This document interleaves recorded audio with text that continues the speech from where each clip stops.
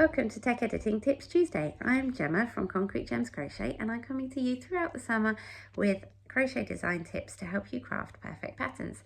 Now today I want to talk about hiring a tech editor, because that is something that will really help you make sure your patterns are perfect. Now, I've said throughout the summer, I've mentioned different things that you should be looking at in your patterns to make sure that they're in tip-top condition. However, you can't check your own pattern completely. You're too close to it. You will just not see the mistakes. I'm a tech editor and a designer, and I still have my own tech editor to check my patterns. A pattern tester is also great, but they will not check it in the same way that a tech editor does. They will not be looking for the consistency. They won't be looking for the maths. They will just be checking that they can make your item, even if they find it a bit tricky.